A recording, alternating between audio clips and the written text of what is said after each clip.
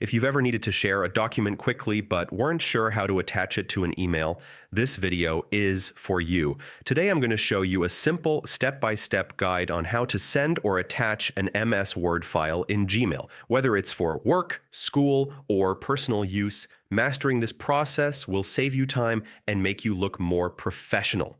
Let's start with preparation. Before attaching your Word file, make sure it's ready to be sent.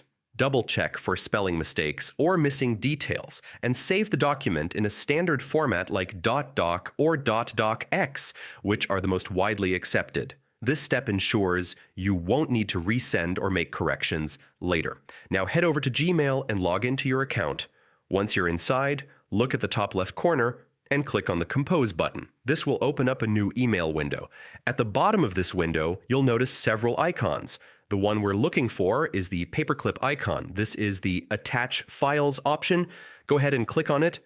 A File Explorer window will pop up, allowing you to browse through your computer, navigate to the location where your Word file is saved, select it, and then click the Open button. Instantly, you'll see your Word document appear as an attachment in your email draft. From here, type in your recipient's email address in the To field, add a clear subject line, and write a short message in the email body.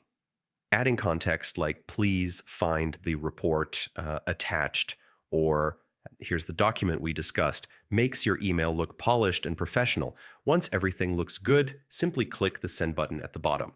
Your Word file will now be delivered directly to your recipient's inbox, and that's it. You've successfully attached and sent a Word file in Gmail. As you can see, it's a quick and straightforward process once you know the steps. If you found this guide helpful, make sure to hit the like button and subscribe for more easy tech tutorials. Thanks for watching, and happy emailing!